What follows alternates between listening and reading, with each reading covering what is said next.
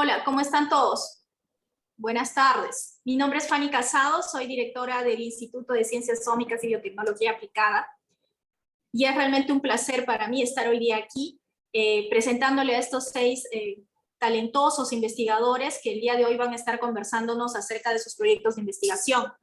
Como ustedes saben, este es un foro de doctorado y todos los que están aquí presentando pertenecen al Departamento de Ingeniería y están haciendo diferentes temáticas, todas vinculadas a aplicaciones que van a mover el conocimiento de manera que se puedan generar nuevos servicios y nuevos productos. La importancia de este tipo de actividades es sumamente útil porque es justamente a nivel de doctorado lo que causa este punto de inflexión en la carrera de aquellos profesionales que vamos a dedicarnos a tiempo completo a la investigación, ¿no? La investigación tiene que ser vista como una actividad profesional conducente justamente a mover las fronteras del conocimiento más allá de lo que tradicionalmente ya se sabe. Creo que el día de hoy es un buen día justamente porque mucho esfuerzo se ha venido poniendo en el país en los últimos 10 años justamente para poder financiar nuevos proyectos y nuevos recursos humanos que son realmente los que necesitamos. Definitivamente en nuestro país seguimos teniendo muchas brechas desde el punto de vista de investigación y yo estoy realmente complacida de poder presentar el día a alguno de estos 6 investigadores que muy pronto van a empezar ya a poner su granito de arena justamente en desarrollar toda la investigación que tanta falta nos hace en el país. La dinámica del día de hoy va a ser de que voy a moderar las diferentes preguntas que pueden hacer a los investigadores. A través del chat les agradecería que vayan anotando cualquier pregunta que tengan. Y lo que voy a hacer es darles un máximo de 15 minutos a los ponentes. Al final de ese tiempo vamos bueno, dependiendo de la cantidad de preguntas que haya, voy a escoger las más resaltantes. Y si nos falta tiempo, al final podemos acomodarnos. Y la idea es esa, que tengamos mucha interacción y muchas preguntas que puedan ser tocadas. Los ponentes del día de hoy también están bienvenidos a hacer preguntas si es que los desean, así que por favor no sean tímidos. Y bueno, sin más espera, quiero ya empezar a presentar a uno de los primeros, del ponente que va a hablar primero. En este caso tenemos a Diego Benítez Negrón. Diego actualmente, bueno, él es ingeniero geólogo de la Universidad Nacional Mayor de San Marcos, tiene experiencia en mineralogía, que ha sido adquirida desde muy temprano. Aparentemente él tenía una vocación e investigación bastante importante, que se ha visto reflejada en que ya tiene una publicación. Su objetivo, según él indica, es contribuir con la investigación a través de estudios de laboratorio, así como brindar y transmitir sus conocimientos en el área de la mineralogía. Entonces, el día de hoy, él está con una presentación que, a ver si leo el título, es distribución de indio, germanio, galio y otros elementos menores y traza en yacimientos polimetálicos de un sistema pórfido, el distrito de Morococha, Perú. Adelante, Diego. Okay, muchas gracias. Bien. Voy a...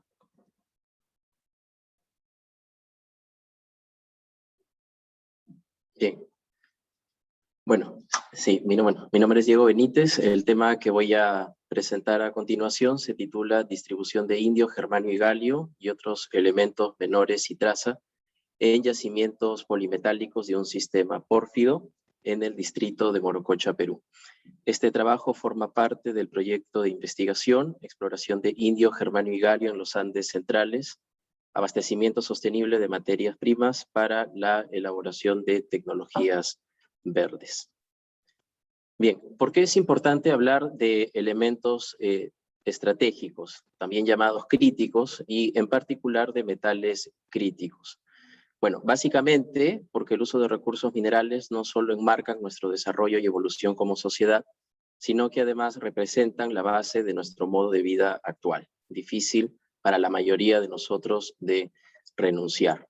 Esto implica pues la necesidad no solo de contar con una mayor cantidad, sino además con una mayor variedad de minerales. Por ejemplo, para la producción de teléfonos inteligentes, en la actualidad se emplea cerca de 70 elementos de la tabla periódica, más del doble de la utilizada durante la década de los 90 con los primeros equipos, y así podemos establecer distintas comparaciones, ¿no? En computadoras, equipamiento médico, industria aeroespacial, ¿no? Carros eléctricos, entre otros. Pero la importancia de aquellas materias primas consideradas críticas no solo radica en la producción de tecnologías modernas digitales, sino que también son llamadas a ser sustitutos amigables para con el medio ambiente en comparación con las utilizadas en tecnologías clásicas.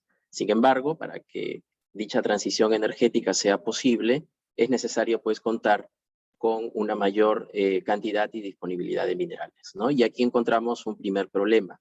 Muchos de estos elementos forman especies minerales no convencionales, mucho más escasas y de difícil beneficio en comparación a las llamadas convencionales. Y el segundo problema es la concentración de parte de determinados países, principalmente desarrollados, de estas materias primas.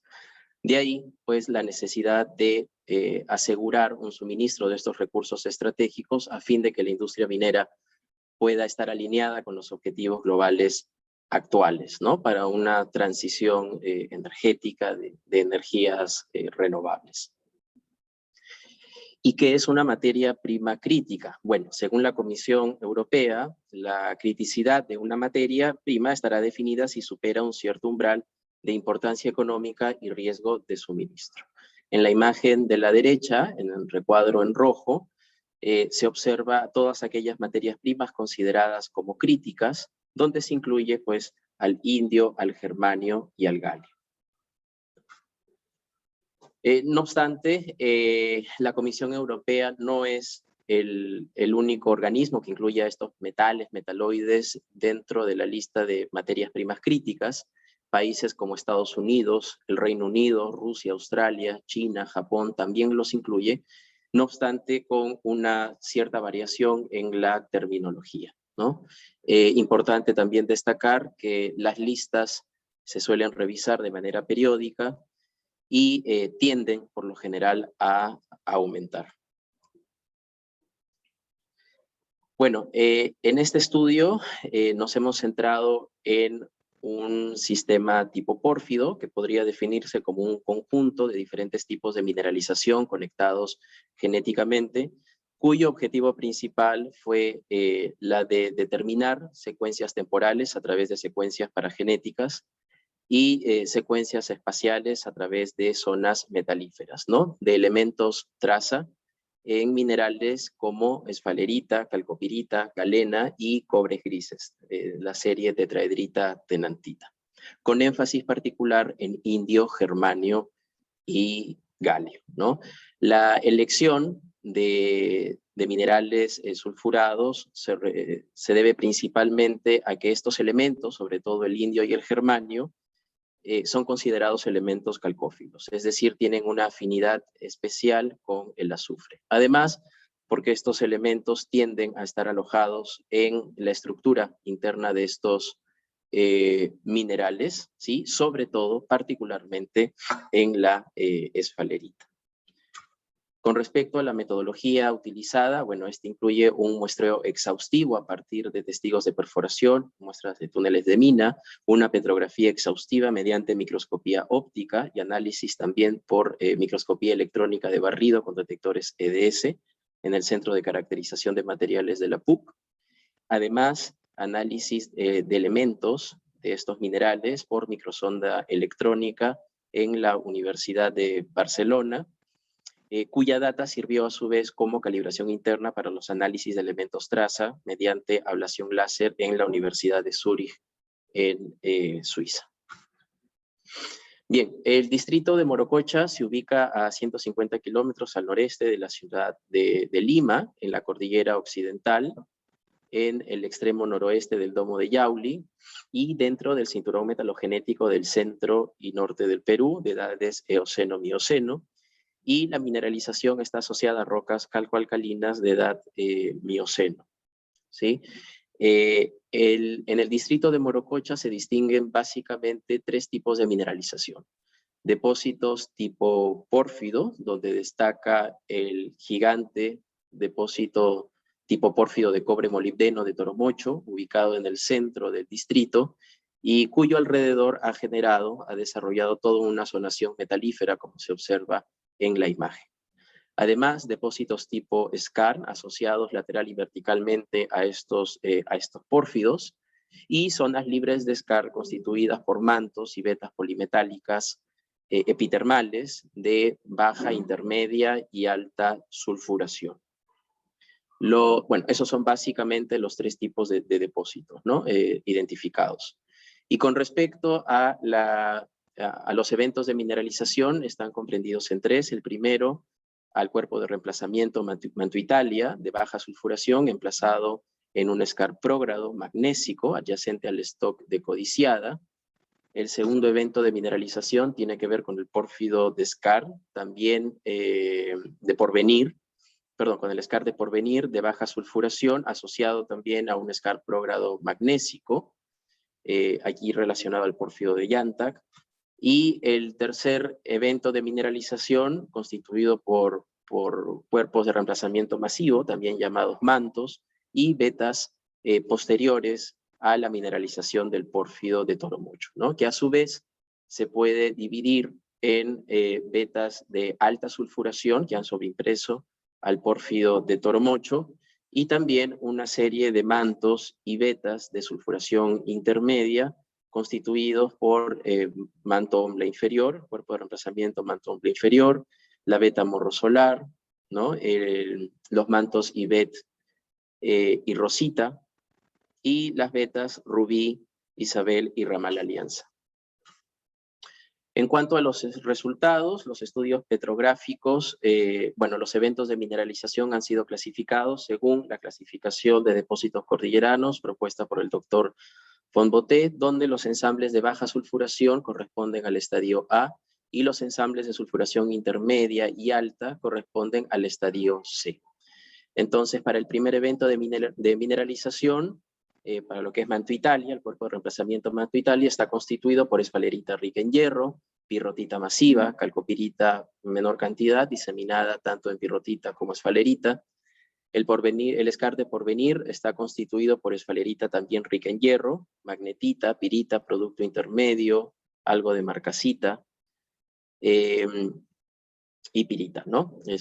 Y ambos constituyen al estadio A. Y con respecto al estadio C, bueno, las vetas de alta sulfuración que sobreimprimen al pórfido de Toromocho están constituidas por esfalerita, enargita, cobelita, tenantita, luzonita, galena, y también con presencia de pirita, bornita, estanoidita y calcopirita. La sulfuración intermedia, los ensambles minerales de sulfuración intermedia se pueden dividir en 2 tipos. El primero, uno de ellos, el cuerpo de reemplazamiento Ombla inferior, que también se encuentra emplazado en un skarn magnésico, constituido por magnetita, calcopirita, 2 generaciones de esfalerita, uno tipo estrella, y también diseminados con diseminaciones abundantes de calcopirita. Y la segunda generación está compuesta por una esfalerita con escasas diseminaciones y con reflejos internos bastante claros de color pardo naranja. Ambos sí con contenidos de hierro bajo, ¿no? Al igual que la esfalerita que sobreimprime que ha sobreimpreso al pórfido de Toromocho. Y con respecto a los mantos y vetas cordilleranas, esta está constituida por relictos de la etapa A, constituida por pirrotita, pirita, marcasita, y una serie de minerales entre cobre, zinc y plata, donde tiende a enriquecerse más en contenido de plata cuanto más distal se encuentra del stock porfirítico de Toromocho. Y aquí tenemos, bueno, algunas imágenes, ¿no? Estas son las secuencias temporales que se realizaron de los cuerpos mantos, ¿no? y vetas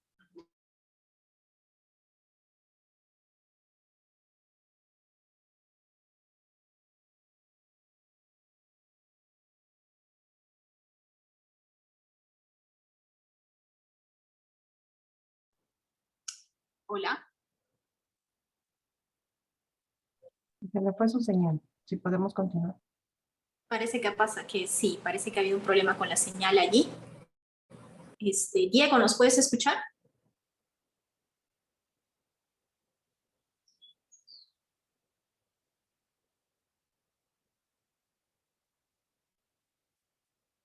Ok.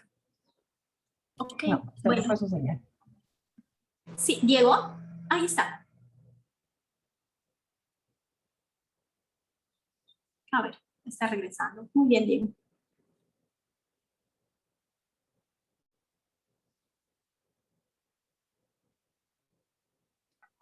Bien, me había quedado aquí, perdón. Se generaron entonces secuencias paragenéticas en donde se agruparon según la proximidad al pórfido y a la similitud de la mineralogía, en este caso la beta-morro solar y el manto Ibet, ¿no? Esta es una secuencia de temporalidad, es decir, cómo se han ido desarrollando, formando los diferentes minerales y aparte, ¿no? Una secuencia paragenética para los cuerpos Rosita y las betas Rubí, Isabel y Ramal Alianza. Desarrollaron cajas y bigotes para conocer la distribución elemental de varios elementos traza en la esfalerita y en los otros minerales. Vamos a centrarnos solamente en la esfalerita. En este indio se sitúan en las betas al pórfido de Toromocho. Y bueno, en realidad para lo que son los ensambles minerales de baja e intermedia sulfuración no se observa un cambio muy drástico, ¿no? En cuanto a tendencias. Sin embargo, para lo que es las betas de sulfuración intermedia, y esto es algo que no se había registrado antes, es el agotamiento de indio, ¿no? Conforme nos vamos alejando del pórfido, del stock porfirítico de Toromocho, y además un agotamiento de indio en las diferentes generaciones, ¿no? De las diferentes betas, ¿no? Y mantos también que corresponden al estadio C. Para el caso del germanio, los valores más altos se sitúan en la tercera generación de la esfalerita de manto Ibet. En general son bajos, son sistemáticamente bajos, pero altos sí en la tercera generación, que corresponde a una esfalerita coloforme de baja temperatura. Y para galio no se observan mayores tendencias. Importante sí mencionar, bueno, aquí tenemos una caja y bigote para el hierro. El hierro se desacopla del indio, no forman correlación, no forman una correlación positiva, lo que explica por qué los contenidos altos en indio, en estas betas epitermales, ¿no? De que sobreimprimen al pórfido de Toromocho, son pobres en hierro.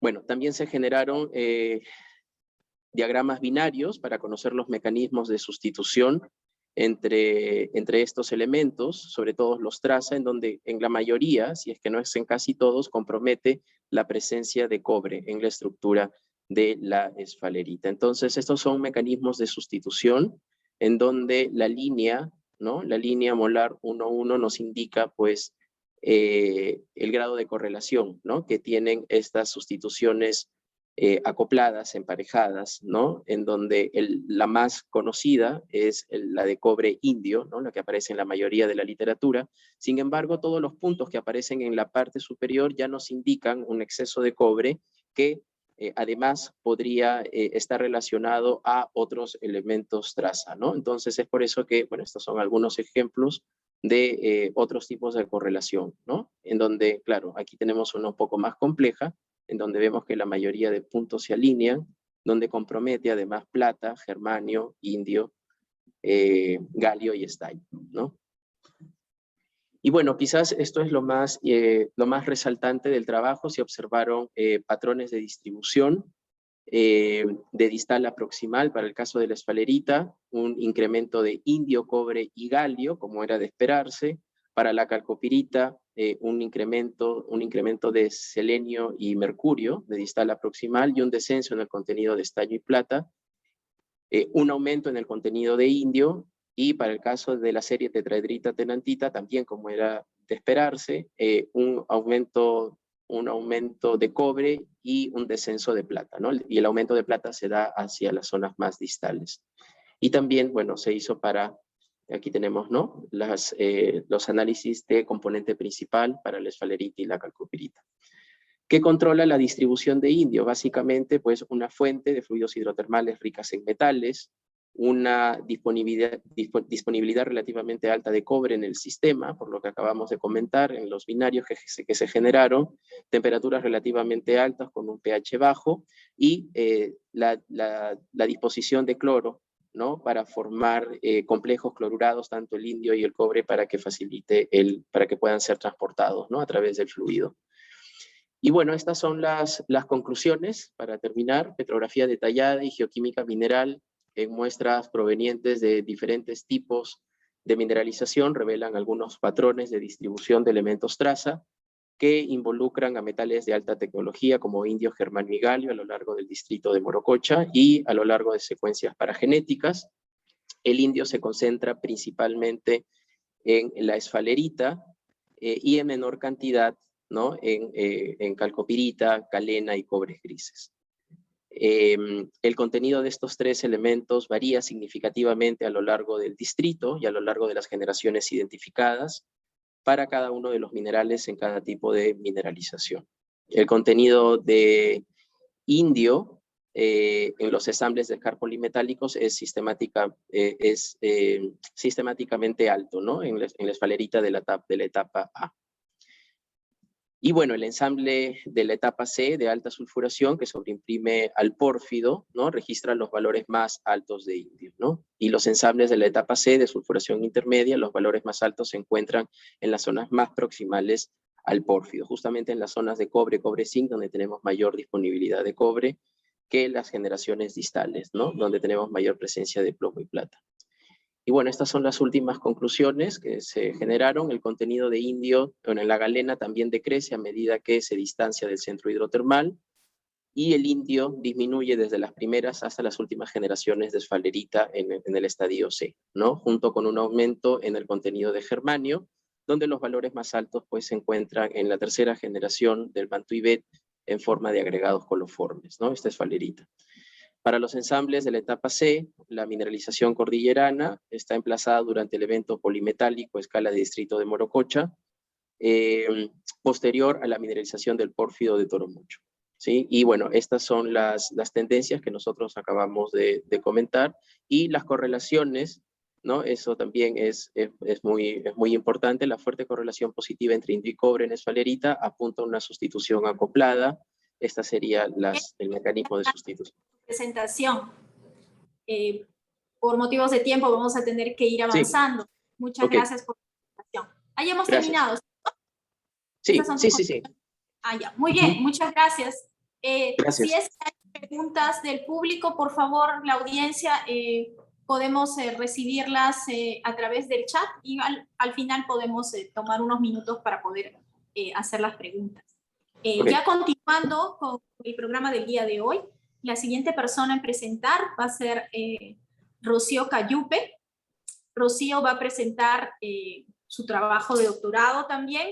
Ella actualmente es profesora ordinaria de la sección de Ingeniería Electrónica de nuestra Universidad Católica. Tiene una maestría en Ingeniería Eléctrica en la Universidad UFSC de Brasil, en Ingeniería Biomédica. Tiene más de 15 años de experiencia en temas relacionados a ingeniería de rehabilitación, análisis de la marcha humana. Es coautor de más de 48 publicaciones y diferentes trabajos indexados. Trabaja en proyectos de investigación multidisciplinarios con ingeniería mecánica y con médicos también. Finalmente es asesora del grupo Women in Engineering de la IEEE de la Universidad Católica, y también participa activamente de todas estas organizaciones profesionales. El día de hoy está presentando el trabajo Testing Protocol for Evaluating Surf Reception Biomechanics in Volleyball. Y te damos la más cordial bienvenida, Rocío. Adelante. Okay. Muchas gracias, Dani. Muchas gracias a todos por estar aquí. Muy buenas tardes con todos, y voy a dar la presentación de de este trabajo titulado Protocolo de prueba para evaluación biomecánica de recepción del saque en voleibol, ¿no? Realizado por la persona que habla ahora es Rocío Felipe, pero también están otros integrantes en este trabajo, que es Juan Chao, José García, Cristian Chicoma, César Arrece, Artieda, Cantelías y Elizabeth Villot, que es mi asesora del doctorado, ¿no? A ver, espera un momento, ya, ok. El contenido, bueno, está dividido en la introducción, el por qué es este trabajo y los objetivos, cuál es el objetivo o objetivos a lograr, el protocolo de prueba, que es justo el diseño de este protocolo, y también un análisis estadístico de la fiabilidad y validez de este protocolo de prueba, ¿no? Haciendo unos experimentos o ensayos con jugadores de voleibol o jugadoras de voleibol que van a recepcionar el saque de un balón del equipo contrario, ¿no? Los resultados luego serán presentados y las discusiones. Bien, en este punto de introducción, el jugador líbero, receptor, ¿no? El receptor, el que recibe la primera bola a la hora del equipo contrario, saca el balón, se llama líbero. Este jugador es defensivo, es especializado, es responsable de la recepción del saque de este balón, de tal forma que asegure el ataque contra el equipo contrario, ¿no? ¿Por qué? Porque el jugador líbero va a entregar, después de recibir el balón, ¿no? Entrega el balón hacia el armador. Ok, entonces, la técnica más utilizada para la recepción de saque es de mano baja, ¿no? Pueden haber diferentes formas de recepción, pero la que hemos elegido es la de mano baja, que es el 85.1% durante los partidos. Es así que la evaluación biomecánica de recepción en voleibol, en situaciones que se asemejan en condiciones similares al de una cancha, ¿no? Como el polideportivo, como pueden ver en esta figura o esta foto, ¿no? Puede ser un factor determinante para que cualquier equipo pueda tener un mejor rendimiento, ¿no? Y eso es lo que se desea realizar con esta investigación. ¿Cuál es el objetivo? ¿No? El propósito u objetivo de este estudio fue diseñar un protocolo de pruebas, un protocolo que nos indique paso a paso qué es lo que teníamos que hacer para poder capturar datos, ¿no? Variables biomecánicas del jugador de voleibol que está recepcionando el balón, en este caso el líder, ¿no? La información es cuantitativa, tiene que ser información de las extremidades superiores e inferiores para realizar esta evaluación biomecánica, que esta sea apropiada, ¿no? La evaluación de la recepción del saque. Para esto se diseña, se describe el protocolo de prueba, donde intervienen los sistemas, procedimientos, métodos de captura de movimiento, y luego se hace un experimento, donde hay varios ensayos en una cancha de voleibol real, que es el polideportivo de la PUC, para evaluar la confiabilidad y validez de este protocolo, ¿no? Y de la metodología, obviamente, que está inmerso en el protocolo. Bien, sigamos. En este punto podemos ver el diseño de este protocolo de prueba, ¿no? Donde el primer punto es la adquisición de los datos. ¿Cómo hago la adquisición de los datos? Pues para la adquisición de los datos yo necesito sistemas de captura de movimiento. Y en este caso hemos utilizado 3 sistemas, ¿no? Un sistema de sensores inerciales que está conformado por 15 sensores colocados en cada segmento del cuerpo humano. En este caso son 15 sensores, tanto en el pie, en cada pie de la jugadora, que se muestra en la figura, ¿no? En las pantorrillas, en los muslos, en las manos, en los antebrazos, los brazos, el tronco bajo, alto y la frente, ¿no? Y tiene una frecuencia de muestreo de 142, estos sensores inerciales. Luego se usa un sistema de cámaras, ¿no? 5 cámaras que pueden registrar el movimiento a 30 o 60 frames por segundo. Luego lo voy a explicar. Y finalmente está el tercer sistema de captura de movimiento, son estas plataformas, ¿no? Ustedes ven en esa plataforma de madera, dentro de ella se ha colocado 2 plataformas marca AMTI, que capturan la fuerza de reacción del suelo de cada pie de la jugadora, ¿no? A una frecuencia de muestreo de 1 kHz. Bueno, después de la grabación, ¿qué viene? Pues 4 segundos más tarde tenemos que hacer una preparación de los datos, es decir, transformar la data a posición angular. Tenemos la posición angular, podemos ver si estos datos son los correctos y eso lo hace a través del software Mobilvalve. Después, con otro software, NetForce se obtiene la fuerza de reacción del suelo en multieje, ¿no? En el eje X y Z, que justamente fue entregada por las plataformas de fuerza.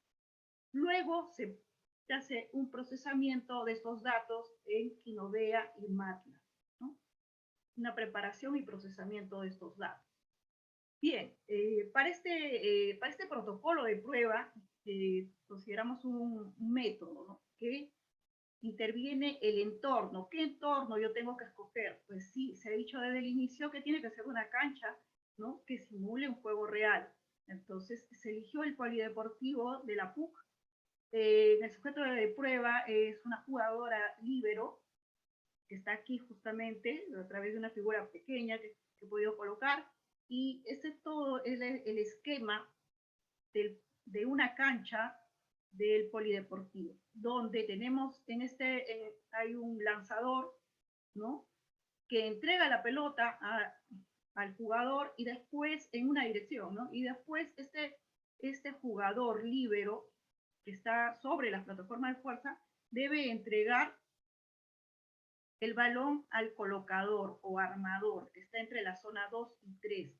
Para esto debemos conocer cuáles son las zonas de una cancha de voleibol, ¿no? Justo la parte de la cancha de defensa, donde está el líbero, pues el líbero está en la zona 6, ¿no? El colocador está entre la zona 2 y 6. Tenemos también el sistema de cámaras, ¿no? Hay una cámara enfrente del jugador y hay una cámara tras el jugador. Y otra que captura el plano sagital del jugador en la lateral de la cancha, y otra cerca a los pies de la jugadora que determinan cuándo la jugadora pisa, por ejemplo, las plataformas de fuerza, que nos indican justo el punto de inicio de la captura de movimiento de todos los 3 sistemas, ¿no? La adquisición de datos, se dijo a todos los equipos que eran los sistemas de captura de movimiento. Hay un inicio de ensayo que es cuando la jugadora pisa una de las plataformas, hay una prueba de sensores, una grabación de datos, la reproducción de estos para verificar si está todo bien y la exportación de los datos. Bien, y en esta metodología también revisamos las características de la prueba, ¿no? La instalación, la calibración de los equipos. Una de las calibraciones justamente de los sensores inerciales es lo que nos indica que ya vamos también a tomar los datos de la jugadora de voleibol, ¿no? La calibración de estos sensores, todos los 15 sensores se colocan sobre la plataforma y luego 3 minutos después ya comenzamos a tomar o registrar los datos, ¿no? Bien, en esos 3 minutos se colocan los sensores rápidamente en la jugadora de voleibol para evitar los errores que puedan involucrar en estar los sensores, los sensores inerciales, digamos que aumentan el error si es que nosotros no colocamos en esos 3 minutos. ¿Okay? También hay una organización, ¿no? En este protocolo es la organización de personas que estamos a cargo de todos los equipos, el computador, los amplificadores de fuerza que están conectados al computador, los sensores inerciales son inalámbricos, entonces tenemos que colocar las antenas para estos sensores inalámbricos, el router, en qué posición también tiene que estar para capturar los 15 datos, ¿no? Bueno, y tenemos, bueno, entre otras cosas, ver los tiempos de reposo, los tiempos que va a ejecutar el movimiento inicialmente, un movimiento libre para la jugadora, que son de 10 minutos. Eso lo vamos a ver ahora en el experimento. Bien. Para hacer el análisis estadístico se hizo un experimento, ¿no? Para medir la confiabilidad y validez de estas pruebas usando el protocolo. Se usaron 6 jugadoras de voleibol, amateur, 3 amateurs y 3 profesionales, ¿no? Con la edad, digamos acá, entre 20.33 más menos 3.51 para amateur y 23 más menos 3.51 para profesional. Y la altura también 166 más menos 7.55 centímetros, y profesional 160.67 más menos 5.51. El peso también se consideró 166 kilogramos, perdón, ahí está 66, no es 166. Hubo un ligero error de querer hacer esta tabla. Bien, los sujetos no presentaban ninguna lesión, enfermedad ni antecedentes de cirugía en las extremidades superiores o inferiores, ¿no? También se explicó a los sujetos el propósito del estudio, los detalles experimentales y el procedimiento. Estos sujetos firmaron una carta de consentimiento y las pruebas fueron aprobadas por el Comité de Ética Institucional, que es la número 66-2017 de la PUC, el CI de la PUC, el Comité de Ética de la PUC. Bueno, he querido resumir un poco esto del análisis estadístico de datos, pero tenía que colocar todos estos datos para determinar la confiabilidad y validez de la prueba, ¿no? Los jugadores amateur y profesional completaron 4 pruebas, ¿no? 2 triales con 10 repeticiones de saque sin equipos y 2 triales con 10 recepciones con los equipos, ¿no? Toda recepción más ejecutada, esto es, que balón no llegó al jugador, la CIMO requerían calibración, porque eso se presentó como uno de los errores que teníamos para asegurar que la data sea confiable, ¿no? Que sea exacta, se descartaban y para alcanzar la cantidad deseada de intentos, bueno, teníamos que lograr 2 trials por 10 recepciones de saque. En total tenemos 20 recepciones de saque por cada jugador, tanto amateur y profesional, ¿no? Con esas 20 repeticiones. Cada sesión tenía su propio periodo de calentamiento, lo que les decía, 10 minutos, la jugadora podía hacer este calentamiento y era parte del protocolo. Luego se hacía una prueba libre, ¿no? Con los equipos, y luego ya se comenzaba las pruebas con el protocolo, con todos los equipos y las jugadoras. Las 2 sesiones, hubo 2 sesiones, en esto, llamémosle, para hacer la confiabilidad, se tomaron en cuenta 2 sesiones, que tuvieron 2 horas de diferencia entre sí, ¿no? Se ejecutaron en ningún orden específico. Bueno, las CIMU, las plataformas y cámaras capturaron estos datos, ¿no? Siguiendo los protocolos, se capturaron los ángulos de los hombros, las rodillas y las fuerzas de reacción del suelo, ¿no? Se estandarizaron mediante interpolación lineal y downsampling, y el 100% de recepción, ¿qué cosa era? Era desde que el lanzador automático que se dispuso en estas pruebas, es un lanzador mecánico, tiraba el balón, había un ángulo de tiro, ¿no? Y una velocidad de inicio de tiro. Desde ese momento era el momento cero, el tiempo cero, hasta que el recepcionista tocaba el balón, contacto de balón. Eso es el 100%. ¿Okay? Bien, la sincronización entre las IMUs, la plataforma y los puntos de datos de la cámara se realizó justo cuando mencionaba que la jugadora pisaba las plataformas de fuerza, ¿no? Entonces, para la confiabilidad se utilizó un test retest, y utilizando el coeficiente de correlación interclase, también los errores estándar de medición y este mismo relativo. Para la validez de los grupos conocidos, se compararon 2 grupos, el amateur y el profesional, que era el grupo de control, ¿no? A través, utilizando un test T independiente, calculando el valor P y el tamaño de efecto D de Cohen debido a que los datos no se distribuían, distribuían normalmente. Y también se calculó la validez a través de la validez concurrente utilizando los coeficientes de correlación de Pearson, ¿no? Para ver la correlación entre los cambios de las variables. Bien, vamos a explicar un poquito esto, ¿no? Les decía que hay una fuerza de reacción del suelo. Entonces, es la fuerza de reacción que captura en la plataforma de fuerza el ángulo de la rodilla, que es capturado por los sensores inerciales, y el ángulo del hombro. Los datos, 20 capturas de recepción de saque fueron en la sesión 1 y luego en la sesión 2 también fueron 20 y se calculó la media y la depresión estándar, ¿no? Para esto también se calculó el ICC, el SEM, y bueno, se puede ver que entre los ángulos de las articulaciones de hombros y rodillas hay un buen ICC y también un buen porcentaje de medición de error, ¿no? Que es aceptable, digamos. Más no hay eso lo voy a explicar en la discusión, qué es lo que sucede con los valores de ICC para la fuerza de reacción de la tierra, del suelo. Bien, para tener los datos de validez de este protocolo, se utilizó la validez de grupos conocidos. Teníamos dos grupos profesionales y el grupo amateur. Igual, se utilizaron las variables, fuerza de reacción, los ángulos de rodilla y hombro, tanto como el lado izquierdo y el lado derecho.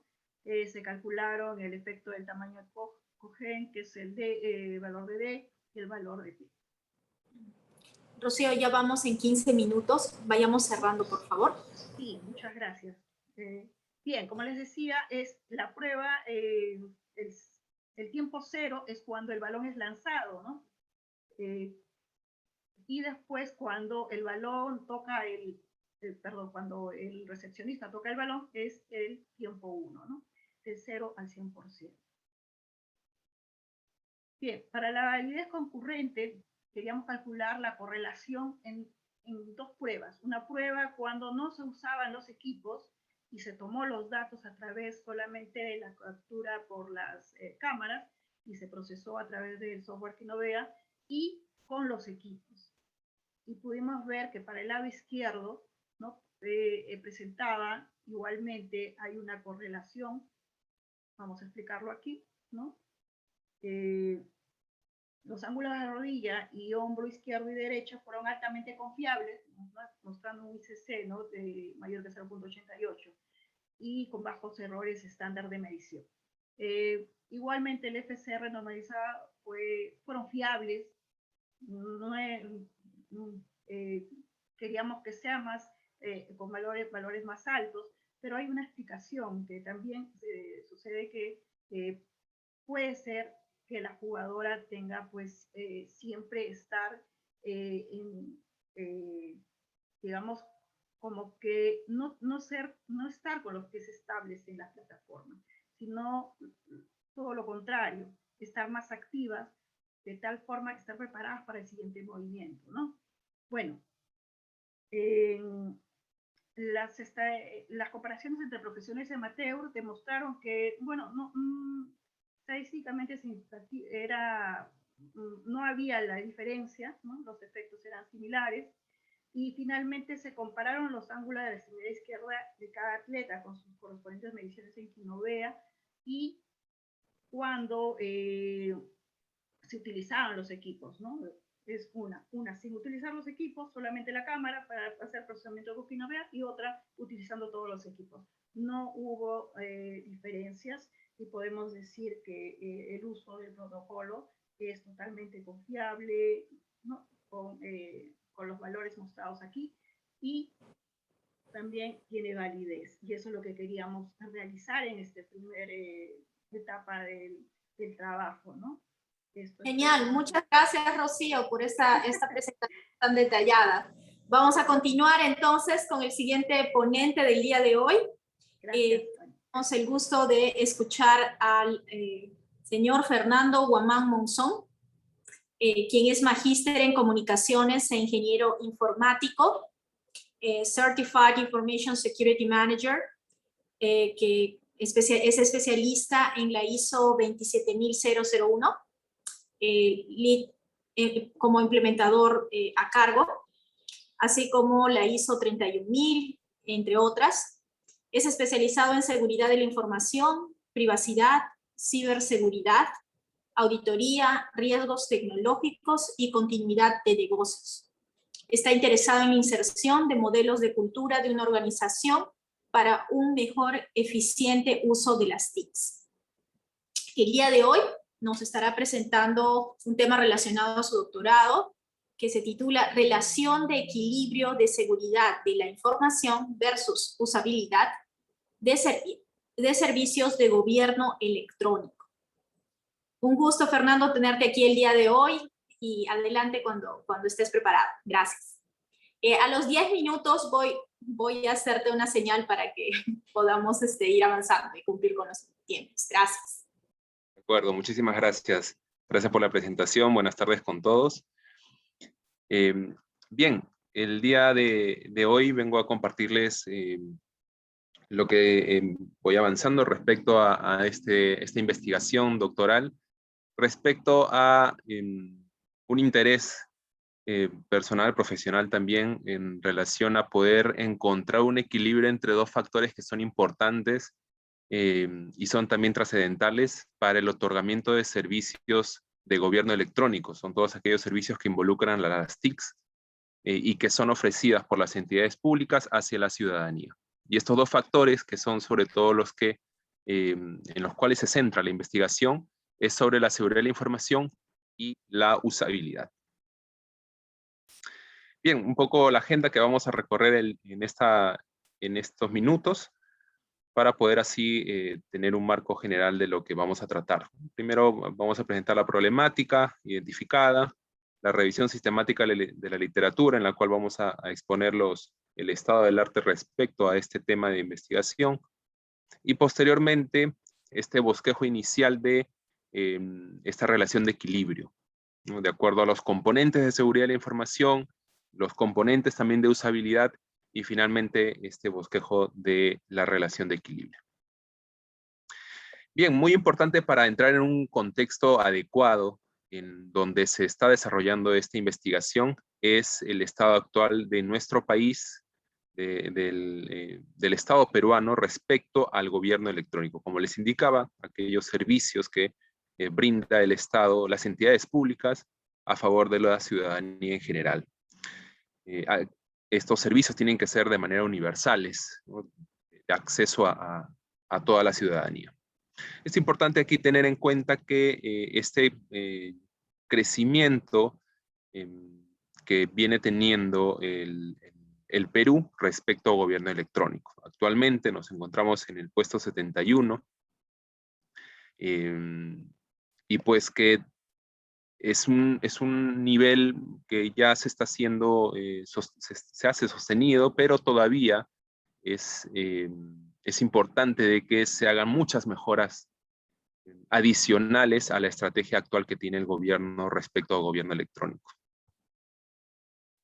Y ante ello, pues, lo que se va identificando es que de esta promoción que tiene el Estado para los servicios de gobierno electrónico, existen tanto expectativas internas como externas. Internas propias dentro de las entidades de gobierno, así también de manera externa las diversas instituciones, la academia, la propia ciudadanía, que espera poder tener buenos servicios de gobierno electrónico, sobre todo en ese contexto que actualmente seguimos viviendo todavía de la pandemia. Esta investigación, si bien es cierto, inició antes de que ocurriese o de que iniciase la pandemia, sí se ha notado también un cambio significativo en la forma en cómo se ha acelerado, en cierta medida, la transformación digital en el Estado. Entonces, estos proyectos o estas iniciativas que finalmente se están haciendo en las diversas entidades públicas va a provocar también que se vayan a desarrollar estos servicios a favor de la ciudadanía, pero en ocasiones viendo cómo estos dos factores de seguridad y de usabilidad pueden contraponerse. Lo que se busca aquí en esta investigación es que pueda haber un equilibrio. Bueno, entonces pasamos a ver lo que se pudo recabar del estado actual de lo que es las investigaciones respecto al asunto, al tema de investigación. Esta revisión sistemática ya es parte de una publicación en la cual vamos a presentar aquí de manera rápida los resultados. En esta revisión, lo que se pudo encontrar es, primero, el poder, dentro de todo el universo de artículos que se relevaron, es primero afirmar que la seguridad y la usabilidad son requisitos en los diversos servicios de gobierno electrónico. Entonces, con ello, este proyecto de investigación doctoral cobra mayor sustento, porque estos dos factores siempre son considerados como requerimientos en estos servicios de gobierno electrónico. También se pudo evidenciar que dentro de las evaluaciones que se hacen a nivel país, siempre se consideran también variables de usabilidad y de seguridad. Son considerados para, finalmente, esos indicadores donde se califican o se valoran y ponderan a los países respecto a su desarrollo en gobierno electrónico o gobierno digital, que también utilizan ese término en otros países y en otras regiones. Se ha descubierto también, se ha evidenciado que son parte de los factores de éxito en gobierno electrónico, es decir, que haya un verdadero valor agregado hacia la ciudadanía, sobre todo en ciertas tecnologías específicas, como en la parte del diseño de los servicios de gobierno electrónico, la automatización de estos servicios, la participación electrónica, el voto electrónico, en la firma digital y en la identificación electrónica. Así también se pudieron encontrar algunas primeras relaciones entre estos dos factores, la seguridad y la usabilidad, pero en asuntos específicos, como por ejemplo en algunos modelos de riesgos, en algunos desarrollos, framework de desarrollos para servicios móviles, aquí son servicios específicamente con la tecnología móvil, y también algunos donde la relación, que es la más cercana que se ha podido identificar, es cuando se utiliza la seguridad para mejorar la usabilidad, un factor dependiente de otro.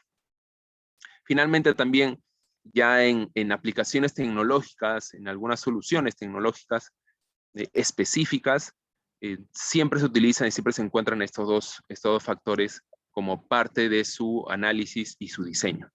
Entre ellas podemos encontrar la autenticación, también la autenticación biométrica, la gestión de acceso, la gestión de identidades, la identidad móvil específico, la identidad electrónica, la firma digital, los servicios móviles, single sign-on, correo certificado, blockchain y criptomonedas. Entonces, con ello, este estado del arte lo que nos permitió es poder reafirmar la importancia de incorporar la seguridad y la usabilidad en el marco de gobierno electrónico, tanto para la implementación y para la evaluación del gobierno electrónico. También que la usabilidad y la seguridad son requisitos para los servicios de gobierno electrónico. Siempre están presentes allí desde el inicio de la concepción de estos servicios de gobierno electrónico. Se han encontrado algunos modelos que incluyen a la seguridad y la usabilidad, como les había comentado en la lámina anterior, y esto nos da pie a poder presentar como un trabajo futuro, que es precisamente lo que se pretende hacer en esta investigación, un modelo ya de equilibrio entre estos dos factores. Así pues, también tenemos que, si bien es cierto, hay investigaciones de estas soluciones tecnológicas en específico, estos han sido desarrollados sobre todo en ciertos continentes, en Asia y en Europa. Y aquí como propuesta es que esta investigación que está haciendo en el marco peruano, desde nuestro país, pueda también aportar al conocimiento generado respecto a la seguridad y la usabilidad. Entonces pasamos a el centro de la investigación, esta relación de equilibrio entre la seguridad de la información y la usabilidad. Partimos de el universo de criterios que se utilizan tanto para la seguridad como para la usabilidad. Y aquí se ha hecho una revisión de los distintos marcos, buenas prácticas, estándares, que para ambos factores. Para los criterios de seguridad, esta compilación de 32 criterios lo que busca es poder agrupar este universo, ¿sí? de varios requisitos, de varias buenas prácticas, en las cuales de estos 32 criterios podemos nosotros identificar los distintos marcos a los cuales se hace referencia. Entre ellos podríamos tener a las normas ISO, podemos tener a estándares y marcos como COVID, como ITIL, el Framework NIST, que es para seguridad de la información, entre otros. Así también como se pudo realizar esta compilación de universo de criterios de seguridad que van a ser, que son usados para el desarrollo de servicios.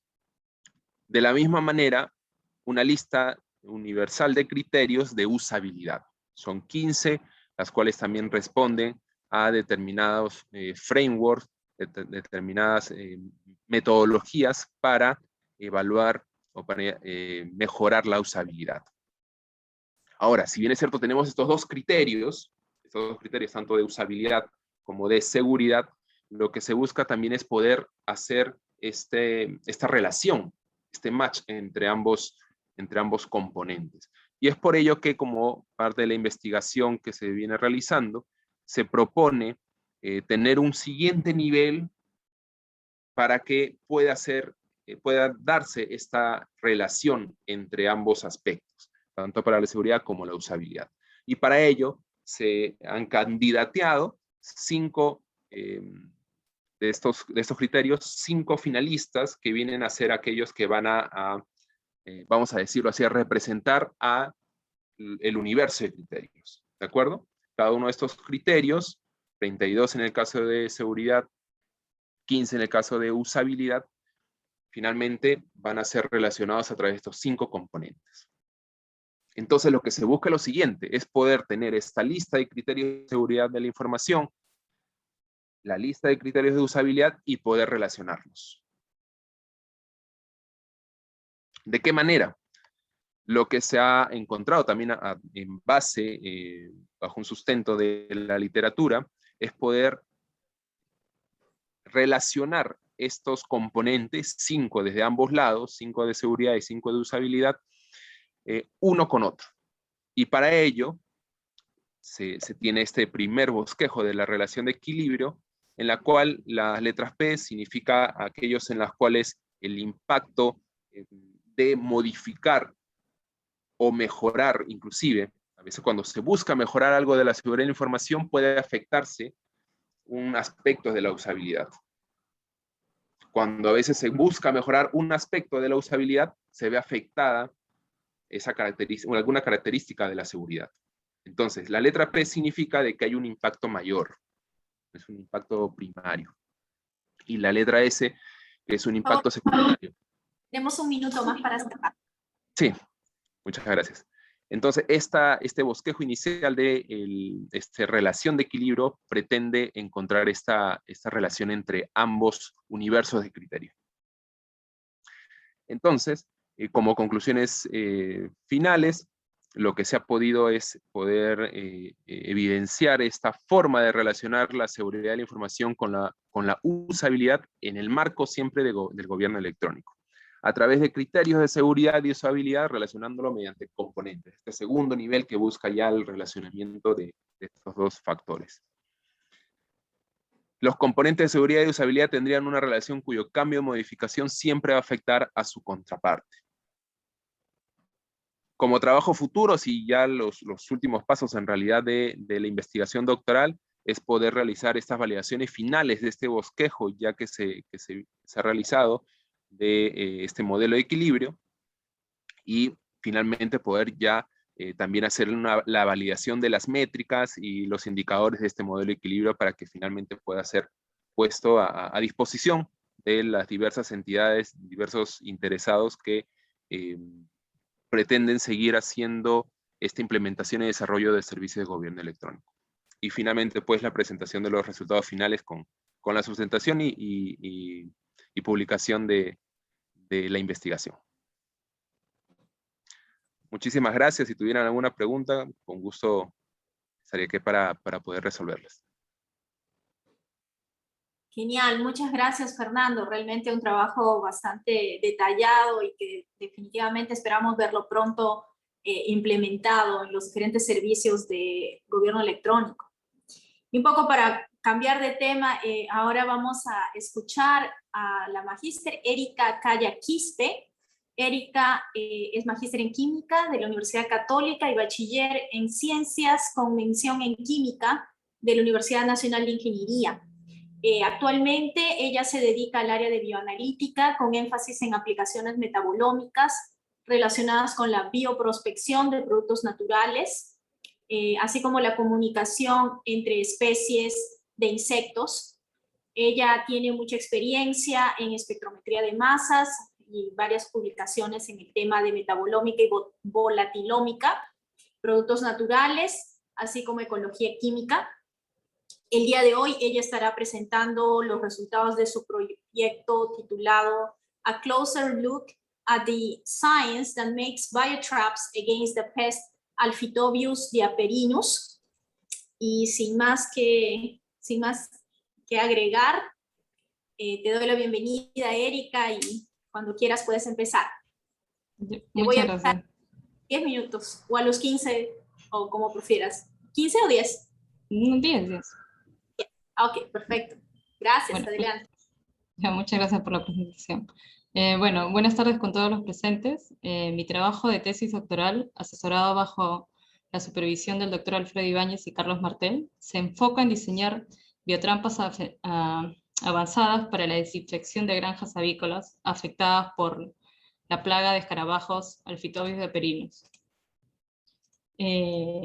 Bueno, para desarrollar estas biotrampas es necesario poder identificar los compuestos que producen estos insectos y que servirán posteriormente como herramienta para la manufactura de estas biotrampas. ¿Y cómo así? Pues estos compuestos estarán dentro de las trampas físicas y servirán como atrayentes de estos insectos y así permitir la captura de ellos. Bueno, es conocido que la producción avícola a nivel mundial es una de las actividades pecuarias caracterizadas por un crecimiento constante. De hecho, este sector representa el 25% del valor bruto de la producción agrícola y es el proveedor más importante de proteína animal en nuestro país. Sin embargo, uno de los mayores problemas de gestión que enfrentan los productores es el control de plagas, producto de roedores e insectos. En este contexto, una de las plagas de escarabajos más grandes a nivel mundial es el producido por estos escarabajos llamados Alphitobius diaperinus. Estos insectos causan daños estructurales y económicos en las instalaciones, además transmiten diversos microorganismos patógenos, lo cual puede provocar la pérdida de peso en las aves e incluso su muerte.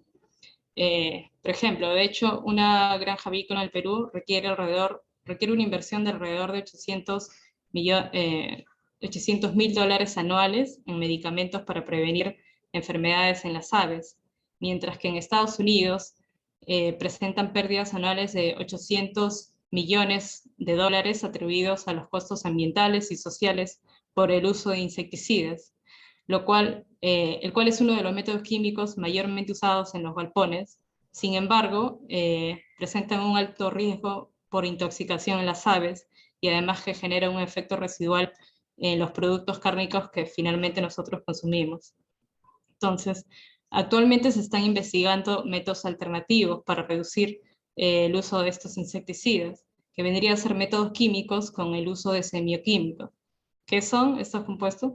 Son compuestos químicos que produce el insecto para comunicarse entre ellos. Por ejemplo, los semiquímicos más usados en biotrampas para el control de otras plagas son feromonas sexuales, feromonas de alarma y de agregación. Sin embargo, el uso de estos semioquímicos por sí solo no va a garantizar el éxito de la trampa, ya que su producción depende mucho del comportamiento de estos insectos, los cuales se pueden ver alterados por diversos factores o su ubicación geográfica, por ejemplo. Por ello es importante estudiar diversos factores, tanto químicos como de comportamiento, para una mejor manufactura de las trampas. Entonces, para realizar ello, los insectos fueron colectados en una granja avícola, luego criados en cabinas especiales en laboratorio, reproduciendo las condiciones ambientales de temperatura, humedad y fotoperiodo de luz o oscuridad. Y para el propósito de los ensayos posteriores, los insectos se han clasificado en función de su género, hembra o macho, y en función de su experiencia sexual. Es decir, insectos colectados en el campo son insectos que han tenido contacto con otros insectos y por tanto han copulado entre ellos, denominándolos experimentados. Sin embargo, los insectos obtenidos en laboratorio, producto del cambio de estadio de pupas a adultos, son insectos que no han tenido contacto con otros y por tanto no han copulado, y se les denomina no experimentados o vírgenes. Entonces tenemos 4 tipos de insectos. Primeramente, con el fin de determinar los picos máximos de copulación, se determinó el patrón circadiano de la actividad sexual de estos insectos, registrándose el comportamiento de apareamiento de las parejas a cada hora a lo largo del día durante una semana. Es así que se obtuvieron los picos máximos de actividad sexual a ciertas horas del día, lo cual nos permite ensayar en esas horas los posteriores bioensayos y análisis químicos. Entonces, como ya tenemos los picos máximos de la actividad sexual, se proceden a realizar los bioensayos olfatométricos en tubos YE para evaluar la atractividad de sus compuestos volátiles de largo alcance que producen estos insectos, y así usarlos posteriormente como herramientas en la manufactura de las biotrampas. Bueno, como resultado, hemos demostrado que los compuestos volátiles a larga distancia que producen estos insectos pueden provenir de ambos sexos, pero en mejor medida de las hembras experimentales y machos experimentados por tener una experiencia sexual ganada y por ende un mayor poder atractivo. Entonces, en base a estos resultados, se realizaron análisis químicos de sus compuestos volátiles de largo alcance, identificando así los compuestos volátiles de interés que comparten ambos géneros, hembra y macho. Por otro lado, como mencioné anteriormente, a comparación de la producción de biotrampas para el control de otras plagas, nos dimos cuenta que para estos escarabajos su interés no solo está basado en sus compuestos químicos de largo alcance, sino también compuestos químicos de corto alcance, o sea, sus compuestos cuticulares que están en la cutícula del insecto, que funcionen posiblemente con feromonas sexuales. Por ello es clave identificar esos compuestos para una mejor manufactura de la biotrampa. Entonces se realizaron análisis químicos de la cutícula de los insectos, identificando así los compuestos de interés, y además se demostró que hay una diferencia en el perfil químico cuticular entre los grupos de la hembra y macho, pero en función de la experiencia sexual.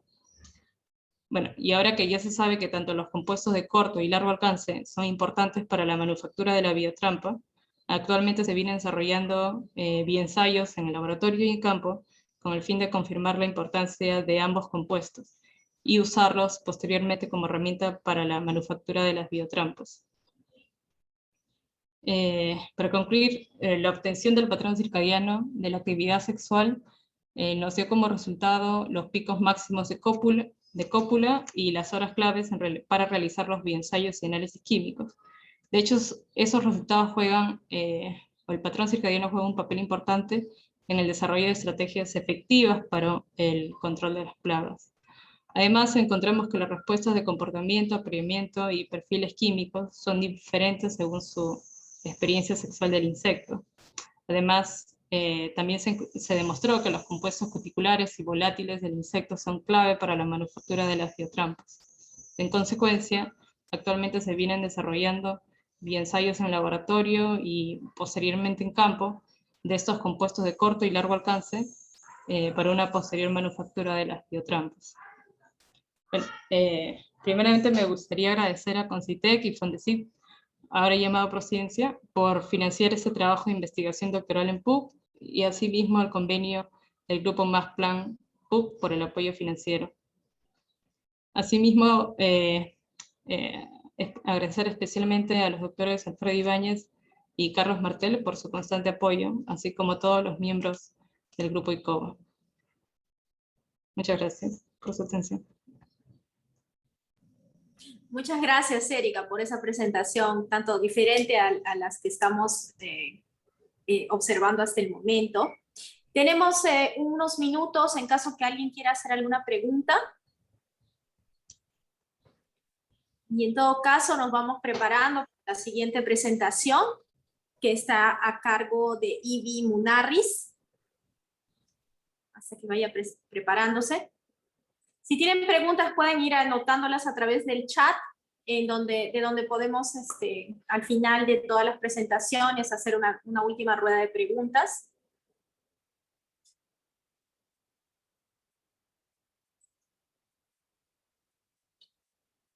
Muy bien.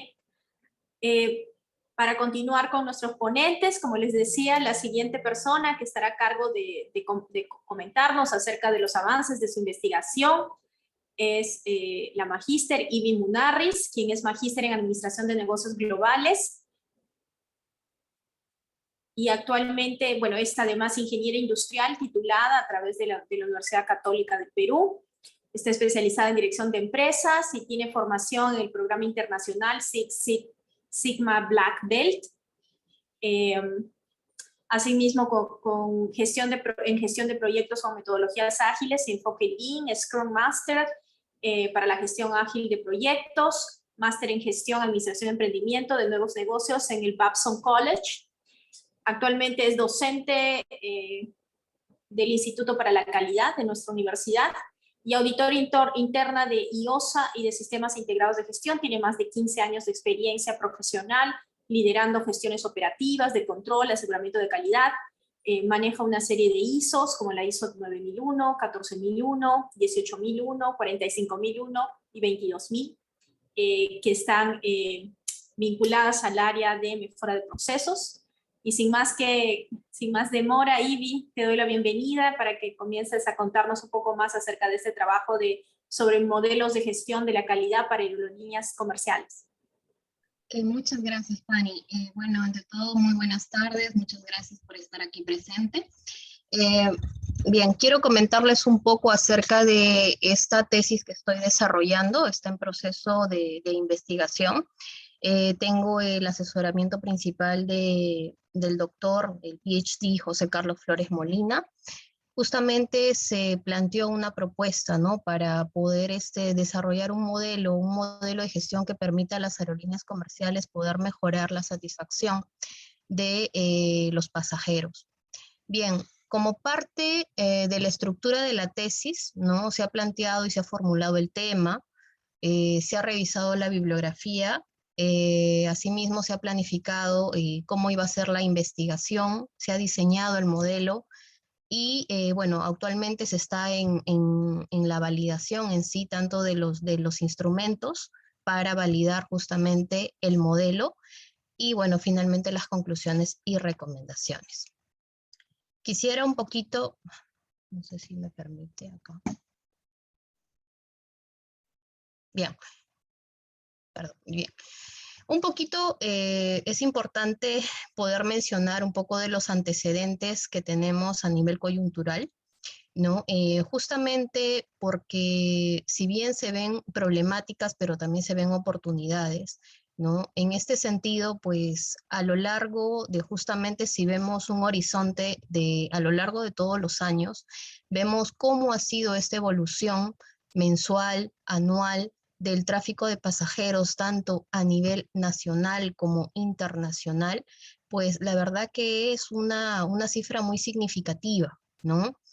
Vemos de que justamente se ha dado un incremento inclusive del 100% para los vuelos nacionales, como un 83% para los vuelos internacionales. Esta data la ha obtenido de la DGAC, la Dirección General de Aviación Civil, que es la máxima autoridad que justamente regula las operaciones de transporte aéreo para las aerolíneas comerciales. Obviamente sabemos de que en el año, a partir del 2020, pues ya los datos no iban a ser tan fiables debido a la pandemia, ¿no? Pero vemos de que el comportamiento a lo largo de todos los años en la última década, pues sí han sido significativos, ¿no? Lo cual es muy importante de que esto se valore. Por otra parte está también como una problemática, digamos, es de que viendo las fuentes de Indecopi, ¿no? El transporte de pasajeros vía aérea es la segunda actividad económica que ha tenido mayor cantidad de reclamos, ¿no? Al 2019. Podemos ver ahí la curva, cómo se han ido incrementando estos reclamos, ¿no? A lo largo de cada año, ¿no? Lo cual representa una buena, digamos, oportunidad para poder enfocarse, hacer frente. Se sabe también de la investigación que se ha realizado que la mayor causa de estos reclamos se debe justamente a los retrasos, a la cancelación de los vuelos, ¿no? Y también debido ya en menor porcentaje justamente también por un tema de las maletas, ¿ok? Básicamente, como les digo, es por la cancelación de vuelos, ¿no? Por la no salida a tiempo de las aerolíneas, ¿no? Para despegar. Entonces, eso también es importante poder ponerle foco. Por otro lado, vemos también de que de acuerdo al análisis también que tenemos de la fuente de Ocitran, haciendo un comparativo, una relación entre tanto el tráfico de pasajeros como también en el sistema aeroportuario, como también con el Producto Bruto Interno, vemos de que existe una causalidad bidireccional, ¿no? Esto influye justamente en el crecimiento de la economía peruana, ¿no? Lo cual también se tiene que enfocar, ¿no? Bien, en ese sentido, pues justamente frente a esta necesidad, pues se plantea justamente un desafío, ¿no? Mejorar el nivel de la satisfacción de los pasajeros, ¿no? Del sector aviación comercial, que justamente se ha visto afectado con la suspensión de estas actividades debido a la crisis pandémica, como también existe la necesidad por parte de las aerolíneas de captar mayor cantidad de pasajeros, ¿no? Ya que según fuentes también ha existido debido a la pandemia un gran golpe financiero, ¿no? Pérdidas de más de 30.000 millones de dólares a nivel mundial. Bien, entonces justamente se tiene que buscar la reactivación económica del sector, así como también hacer del país, ¿no? que tenga un crecimiento sostenible y un mejor posicionamiento.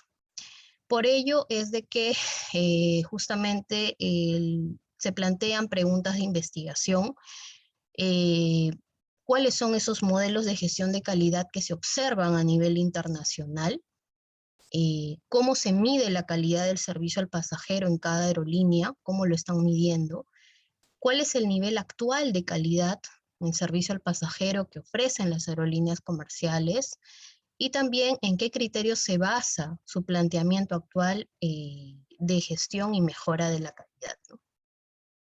En ese sentido, pues, los objetivos o el objetivo principal de esta investigación es diseñar un modelo de gestión de calidad que sea dirigido a las aerolíneas comerciales de tal manera que permita mejorar la satisfacción de sus usuarios finales.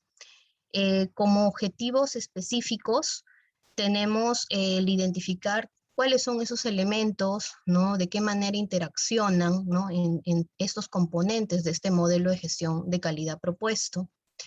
Asimismo, también disponer de un modelo que permita conocer el estado y el nivel de calidad actual de la organización, ¿no? Como una manera de un termómetro para ver en qué nivel de calidad se encuentra. Y también, por último, es el contar con un modelo, que este modelo permita el poder desarrollar un plan de mejora, ¿no? De calidad. Esos son los 3 objetivos específicos. De acuerdo a la revisión de la literatura que se ha realizado, como primera parte tenemos la calidad en servicio al pasajero, ¿no? O sea, se ha ido definiendo qué cosa es servicio, qué cosa es calidad, se ha ido unando justamente estos conceptos, calidad en el servicio, qué es calidad de servicio al pasajero.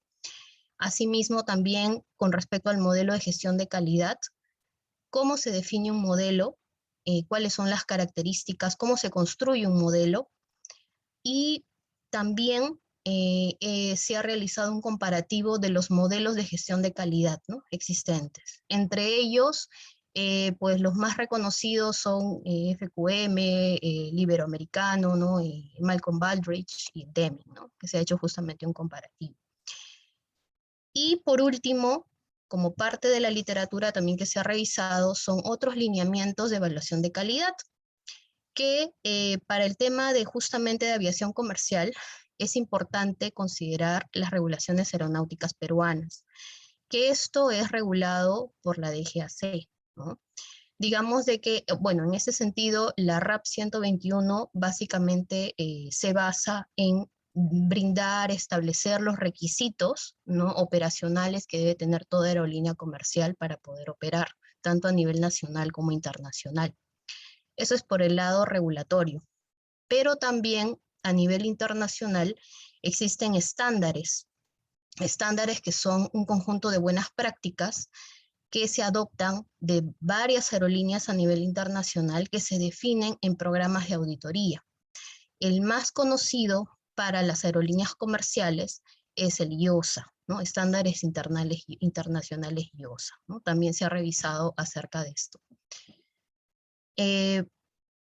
Para construir un modelo, ¿no?, he tomado como referencia justamente esta fuente de Justin Gilbert, que es muy sencillo, ¿no? Digamos de que las etapas que menciona parte por que se tiene que definir cuál es el objetivo, ¿no?, de este modelo, qué es lo que se quiere hacer. Luego sigue con respecto a el desarrollo, el construir el modelo, cómo lo voy a representar, ¿no? Va a tener, en este caso, mi modelo tiene criterios, tiene niveles, ¿no?, y cómo interaccionan entre ellos. Ya luego viene la etapa de la comprobación o la validación propiamente del modelo, ¿no?, para finalmente poder sensibilizarlo, de tal manera de precisar cuáles son las limitaciones y también los beneficios justamente de este modelo. Las consideraciones, los criterios básicamente que se han planteado como parte de este modelo son estos 6: alianzas estratégicas, liderazgo, la conciencia de un sistema integrado de gestión, procesos fluidos, la gestión efectiva de personas y la tecnología a la vanguardia, ¿no? Estas consideraciones que forman parte, o sea, son los criterios en sí del modelo, tienen niveles, hay 4 niveles de gestión de calidad, que cada nivel define cómo se encuentra cada criterio. También tiene una puntuación asignada, ¿no? Hay un cuestionario de preguntas. ¿Esto con qué objetivo? Justamente de, uno, bueno, que se dé un cumplimiento regulatorio y estándares internacionales, ese es un gran beneficio. Poder ser más competitivo en el sector, ¿no?, mediante un desarrollo sostenible, y pues la satisfacción de todos los grupos de interés. Actualmente, para la validación del modelo, se ha desarrollado unos cuestionarios como a manera de instrumento para poder validarlo, calibrarlo con expertos, ¿no? Se les ha facilitado para poder saber su apreciación de cómo antes de poder dárselo a las aerolíneas comerciales para que puedan justamente validar en qué nivel se encuentra actualmente, como también el plan que se ha propuesto, si les sirve o no les sirve, ¿no?, para justamente mejorar su gestión de calidad, ¿no? Para futuras investigaciones, pues sí, se va a considerar el costo-beneficio como también el tiempo de implementación. Eso sería todo básicamente. Gracias. Bien, muchísimas gracias, Ivy, por esa presentación bastante al grano, y espero que también muy pronto pueda verse implementada. No tenemos muchas preguntas todavía del público, así que creo que es interesante que vayamos avanzando. Si es que Diana, ¿estás lista? ¿Podemos ir avanzando? Sí, pero genial, genial. Bueno, entonces voy a proceder a presentarles a Diana, que está el día de hoy con nosotros también. Diana es Diana Ita, es magíster en Ecología Industrial de las universidades de Leiden y TU Delft, Países Bajos. Actualmente se encuentra realizando su en la Universidad de Ingeniería en la Pontificia Universidad Católica del Perú. Es ingeniera ambiental desde la Universidad Nacional Agraria de La Molina, especializada en gestión de calidad y auditoría ambiental. Pertenece a la Red Peruana de Ciclo de Vida y Ecología Industrial y es capacitadora en temas de análisis de ciclo de vida desde el año 2017. Ha trabajado en diferentes proyectos de investigación y consultorías internacionales en temas relacionados con plásticos, bioplásticos, biomateriales, basura marina, en los sectores productivos agrícola y energía. Tiene experiencia en temas relacionados con economía circular, análisis de ciclo de vida, análisis de flujo de materiales y sustancias, y previamente ha trabajado también en el área de consultoría ambiental. Y bueno, el día de hoy ella va a estar hablándonos sobre su tema doctoral de cuantificación de los impactos ambientales relacionados a la basura marina con un enfoque en el caso de la costa peruana. De manera que, muy bien, ya tenemos todo iniciado.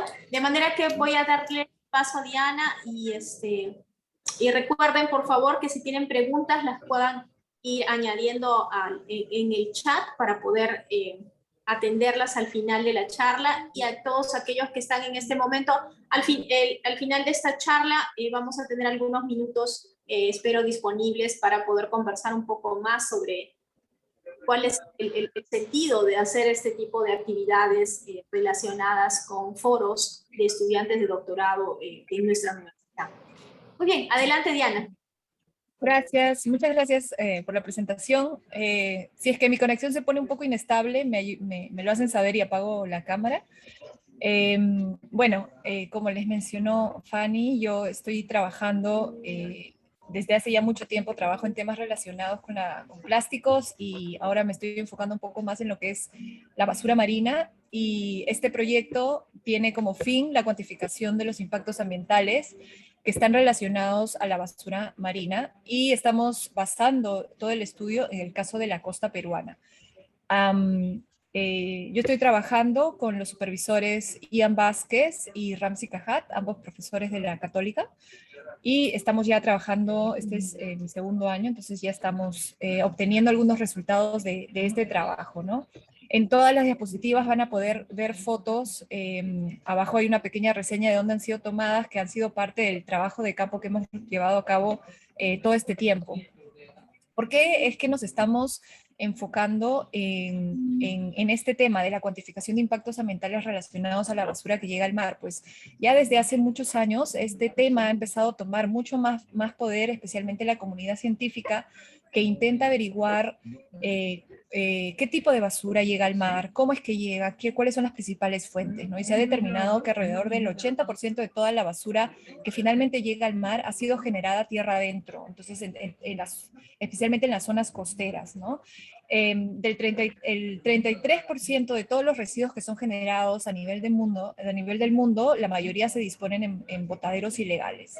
Y el problema con esto es que en países en vías de desarrollo estos valores porcentuales son mucho mayores, ¿no? En el caso del Perú, por ejemplo, alrededor del 50% de todos los residuos que generamos terminan en un botadero ilegal. El transporte de los residuos que se da a través de los ríos, es decir, de las zonas que se encuentran ubicadas cerca a cuencas de ríos, se ha identificado como la mayor fuente de estos residuos marinos que son, o sea, de los residuos que son transportados hacia el mar, ¿no? Y hasta el 95% de toda la basura que ha sido encontrada, tanto en las costas de las playas como en los fondos marinos, han sido plásticos. Es por eso que también se le da mayor importancia dentro del tema de la basura marina al tema específico de los plásticos, ya que es un material que no se degrada tan rápidamente, que se queda, que se mantiene, que a veces únicamente pasa a ser de un macroplástico de tamaño mayor a los 5 milímetros, a un microplástico tamaño menor a los 5 milímetros, o nanoplásticos, pero no terminan por degradarse por completo en el corto plazo, ¿no? Y además han habido estimaciones donde se dice que si es que no cambiamos la manera como estamos haciendo las cosas, si es que no tomamos más acción y más esfuerzos en estos temas, para el año 2050 habrán más plásticos en el mar que peces. Entonces es un tema que debería tomar mucha mayor relevancia, especialmente en aquellos países donde los residuos en general no tienen un buen manejo, pero también en aquellos otros países donde las fuentes de residuos que llegan al mar llegan no solamente por el mal manejo de los plásticos o de los residuos en general, pero también por ejemplo, el uso de microplásticos en productos de limpieza o en el lavado de las prendas, etcétera, ¿no? Los objetivos de nuestro trabajo primero están en caracterizar y cuantificar los flujos de los residuos que llegan al mar, cuánto es que llega y cómo es que llega. Luego, identificar los principales hotspots que están relacionados al transporte de residuos, dónde se están concentrando. Asimismo, identificar qué tipo de barreras existen durante el transporte, porque no todo el residuo, como pueden ver en la fotografía de la derecha, no todo el residuo es transportado de manera directa al mar. Puede haber residuos que quedan en las playas de los ríos, y desarrollar finalmente una metodología que lo que nos permita es poder identificar, cuantificar los flujos de residuos que llegan al mar de una manera directa y mucho más sencilla. Nuestro caso de estudio se basa en la cuenca peruana del Pacífico, es decir, en todas aquellas ciudades localizadas dentro de la cuenca del Pacífico y la zona económica exclusiva, o sea, las 200 millas. En esta primera parte de nuestro trabajo nos hemos basado en analizar la generación y residuo de los residuos la generación y manejo, perdón, de los residuos sólidos urbanos, aunque en el futuro estamos viendo el incluir otro tipo de fuentes de residuos como son los provenientes por el turismo, por actividades de pesca, por abrasión de neumáticos, entre otros. Hemos considerado un año normal, el año 2018, y a lo que nos referimos con normal es un año en donde hay una precipitación promedio y no ha sido afectada por la pandemia, ¿no? Que eso también ha cambiado un poco la manera como estamos manejando las cosas, la cantidad de residuos que se generan, etcétera. Entonces, por eso hemos considerado el año 2018. Para el proceso del análisis de la identificación de los flujos y stocks de residuos, o sea, cómo se mueven y dónde se acumulan, hemos considerado un análisis de flujo de materiales, un MFI, en el que vemos el transporte que hay de los residuos sólidos urbanos entre cada una de las etapas, ¿no? Entonces, en este cuadro pueden ver cómo hemos identificado el movimiento de los residuos sólidos urbanos desde la generación, pasando por la colección, hasta la disposición final. Entonces, cada uno de los flujos ahí representan cómo se están moviendo los residuos desde, por ejemplo, la generación en una casa urbana hasta pasando por la recolección, ya sea formal o informal, y la recolección por parte de la municipalidad, y finalmente cómo es que ingresan a la naturaleza, porque también es importante mencionar que muchas veces hay una colección por parte de la municipalidad, pero estos residuos que son colectados son dispuestos de manera ilegal en un botadero, pero también hay una disposición directa por parte de aquellas personas que no cuentan con una colección de estos residuos, ¿no? Entonces, con esto hemos podido cuantificar, elaborar una ecuación que nos permitió cuantificar, estimar la cantidad de residuos.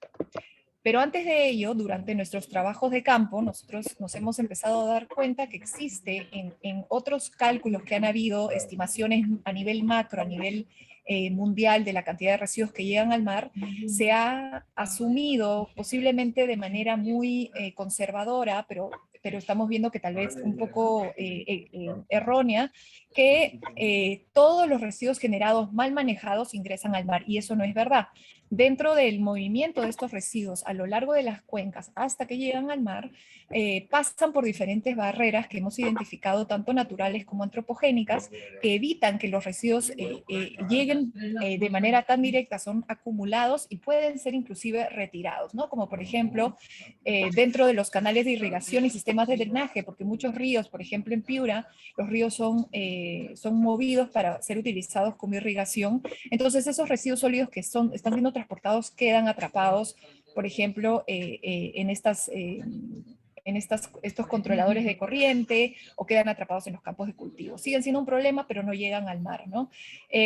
Otros tipos de barreras que hemos identificado son las plantas hidroeléctricas, que también tienen una desviación de los cuerpos de agua, plantas de tratamiento de aguas residuales, y también la estacionalidad de los ríos, ya que tenemos ríos que en época seca de los ríos, los residuos se acumulan en las laderas, y eso también nos permite determinar que pueden existir estrategias antes de la subida de los ríos para retirar todos aquellos residuos que se han empezado a acumular en los bancos y evitar que lleguen al mar, ¿no? Y estas medidas en verdad sí existen en muchos de los casos, la descolmatación de los ríos.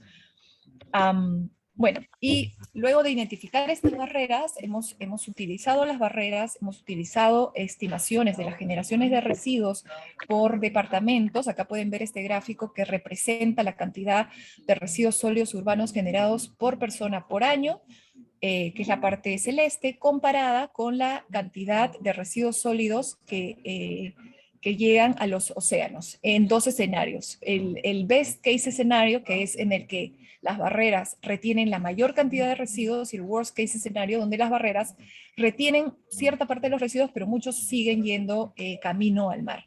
Entonces acá podemos ver, por ejemplo, que Lima es el lugar donde se genera la mayor cantidad de residuos sólidos, pero al tener el mejor manejo, entre comillas, porque no es perfecto, de residuos sólidos urbanos, con un 92% dispuesto de manera correcta en un relleno sanitario, entonces la cantidad de residuos mal manejados que podrían llegar al océano es bastante menor, ¿no? A diferencia de, por ejemplo, Tumbes, donde la generación es una de las más bajas, total de residuos sólidos generados por persona por año, pero la cantidad de residuos que podrían llegar al mar de manera potencial es mucho más alta por su ubicación, porque no existen barreras y porque la población se encuentra mucho más cercana al área de la costa, ¿no? Hemos estimado entre 21 a 51 kilogramos por año por persona, o por persona por año, de residuos que llegan al océano. Y también hemos estimado lo mismo para plásticos, ¿no? Y para plásticos los gráficos son bastante similares. Hemos estimado que entre 2.2 kilogramos por persona por año y 5.2 kilogramos por persona por año llegarían, entre best case y worst case escenario, llegarían al océano por persona, ¿no? Por año. Y el patrón es muy similar al gráfico anterior, porque se basa también en la distribución y en el uso de plásticos por provincia y por distrito, que es bastante similar, en verdad, a nivel nacional, alrededor del 10%. Entonces, para concluir, como les mencioné, estimamos una generación de residuos que llegan al mar entre 21 y 51 kilogramos al año por persona, y de plásticos entre 2 a 5 kilogramos al año.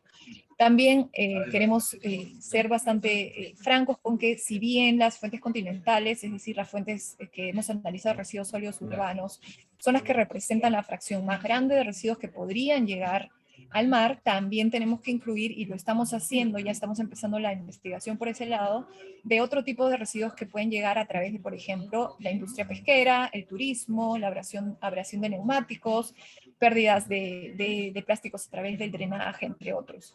Y el desarrollo de este tipo de metodologías, porque lo que nosotros hemos creado es una metodología para poder hacer el cálculo según cantidades de barreras que existen, según tipos de ríos, según cercanías con el mar, etc. Este tipo de metodologías te permite tener una comprensión mucho más detallada acerca de cuánto y cómo se está empezando a transportar. Y al saber cuánto y cómo, eso ya te da una línea base que te va a permitir más adelante tener estrategias de mitigación y mejoras más adecuadas, porque vamos a saber cómo es que está pasando todo este proceso. Y finalmente, que este mapeo de cuánto estamos virtiendo en el contexto latinoamericano, más adelante nos va a poder permitir trabajar en herramientas de inventarios de ciclo de vida, que nos va a poder también ayudar a cuantificar diferentes tipos de impactos ambientales relacionados con, por ejemplo, con el uso de recursos que se pierden en el mar, o impactos ecotoxicológicos por el plástico que puede llegar al mar y que puede afectar a diversas especies. Y para terminar, queríamos agradecer a la DGI por haber financiado este proyecto, y por supuesto a mis supervisores y a ustedes por haber prestado atención a mi trabajo. Muchas gracias.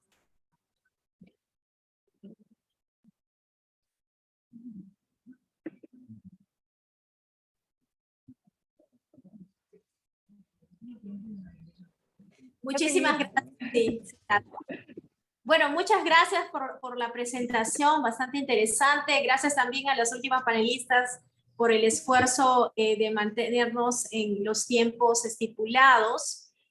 Nada, para mí es realmente muy interesante poder escucharlas el día de hoy, sobre todo porque creo que estamos avanzando, ¿no? El día de hoy precisamente les voy a compartir a los que están interesados aquí, estoy segura que les va a interesar a la mayoría.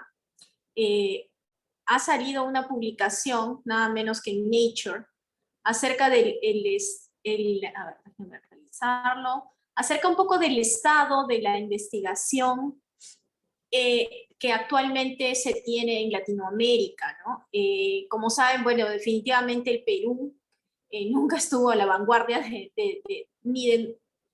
de calidad, sí, en ciertos puntos muy particulares, pero definitivamente en temas de cantidad siempre hemos venido teniendo problemas, ¿no? Y esto, bueno, se considera que se debe a una serie de diferentes factores. Evidentemente, uno de los problemas es que no se cuentan en general con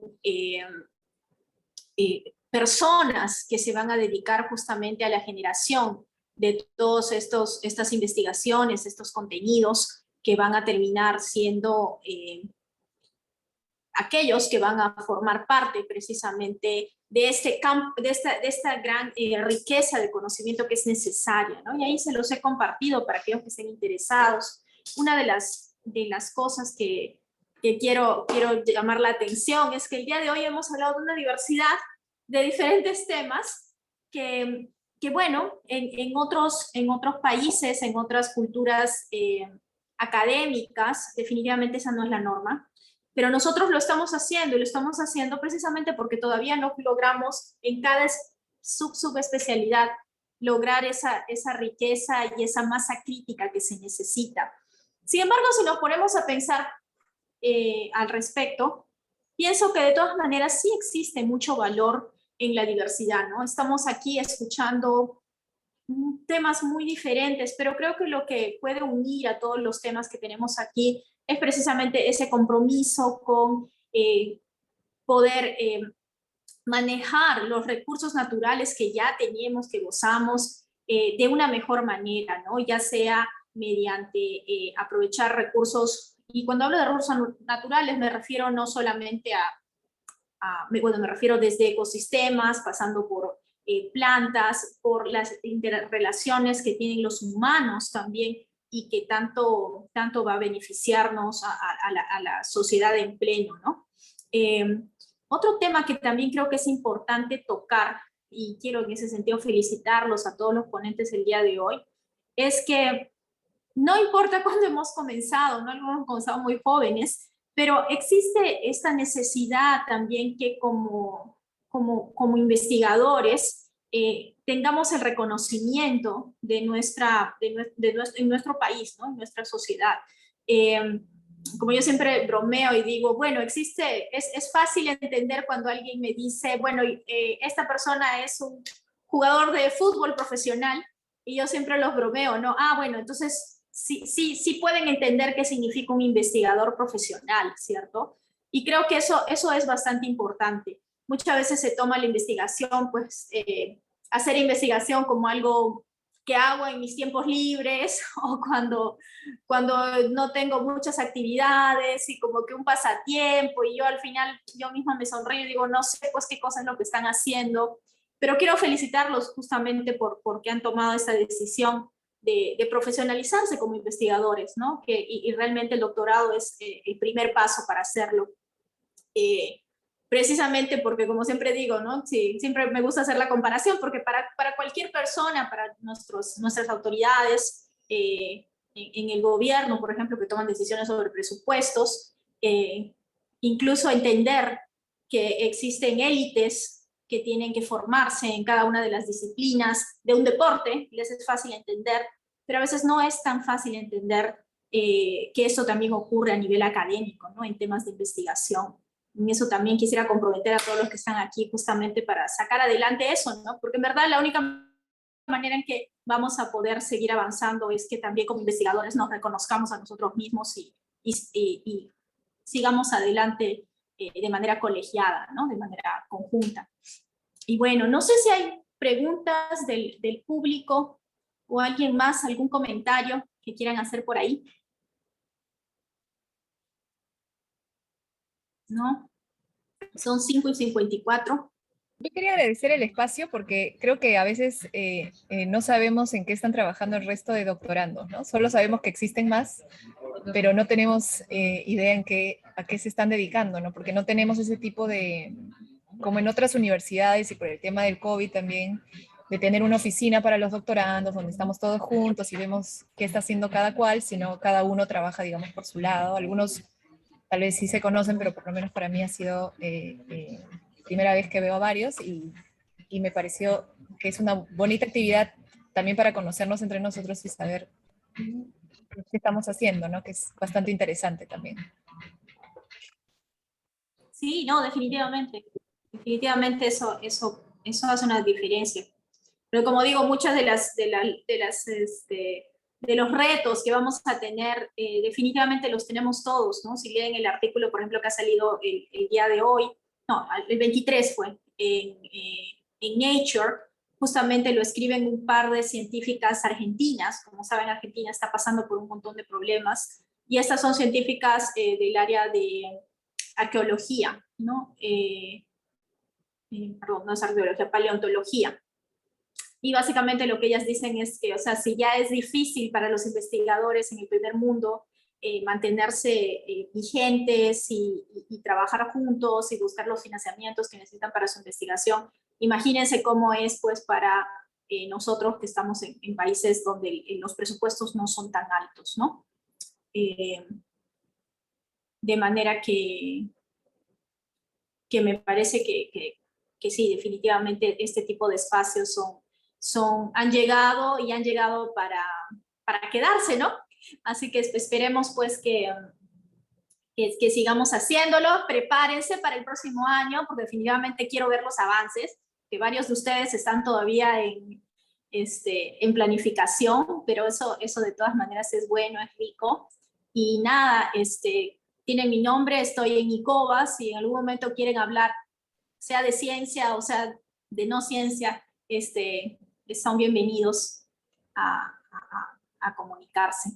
Sí, muy bien, creo que lo podemos dejar ahí. A ver, ¿qué tenemos por acá? Tenemos algo en el chat. Ya, muy bien, muchas gracias. Gracias también a todos los que han venido, a todos los participantes.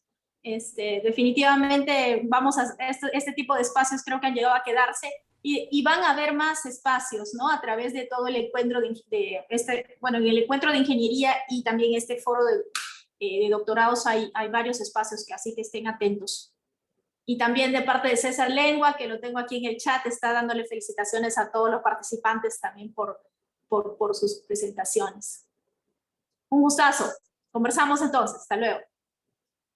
Gracias. Sí. Nos vemos. Hasta luego. Chao, Rocío. Cuídate. Bye. Gracias. Chao, chao. Gracias. Hasta luego.